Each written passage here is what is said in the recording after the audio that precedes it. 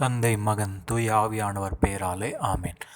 அன்புக்குரிய சகோதர சகோதரிகளே, இது இன்றைய முதலாவது வாசகத்திலே புனித யோவான் தம்முடைய கடிதத்தில் நாம் அந்த கிறிஸ்துவர் பற்றி சொல்லுகின்றார். நாம் அவர் பற்றி எச்சரிக்கையாக இருக்க வேண்டும். யாரு அந்த கிறிஸ்து? நம்முடைய ஆண்டவர் இயேசு கிறிஸ்துவின் வாழ்க்கைக்கு எதிராக, அவருடைய வாழ்வுக்கு எதிராக நம் உள்ளத்திலும் இல்லத்திலும் பாவத்தையும் சாபத்தையும் கொண்டு வரவர்களே அந்த கிறிஸ்து விரோதிகள் என்று கூறுகின்றார்.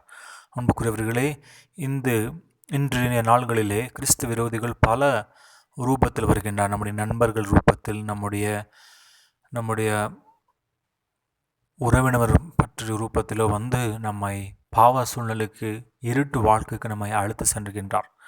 இன்று மொபைல் வழியாகவோ தீய நண்பர்கள் வழியாகவோ அந்த கிறிஸ்து வந்து ஆண்டவருடைய மன்னிப்பிலிருந்து, அவருடைய வாழ்விலிருந்து, நம்முடைய கனவு நினைவிலிருந்து நம்மை அழைத்து செல்கின்றார்.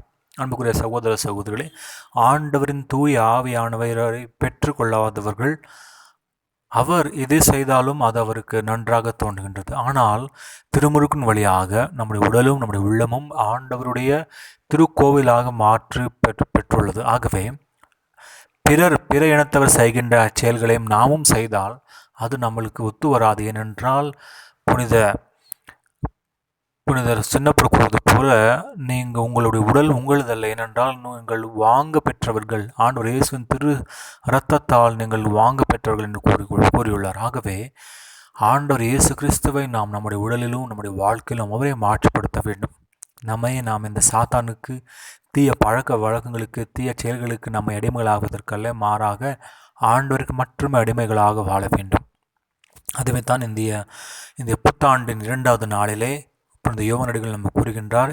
அந்த கிறிஸ்து விரோதி பற்றி எச்சரிக்கையாயிருங்கள், ஆண்டவரோடு இணைந்திருங்கள் என்று கூறுகின்றார். ஆகவே அன்புக்குரியவர்கள், இதோ நம்முடைய வாழ்க்கையிலே நம்மை படைத்து பராமரித்து வருகின்ற ஆண்டவருக்கு நாம் கீழ்ப்படிந்து அவருடைய உண்மையிலும் அவருடைய வாழ்விலும் நிலைநிறுத்திருக்கும்படி நம் ஆண்டவர் உற்று நோக்கி ஜெபிப்போம்.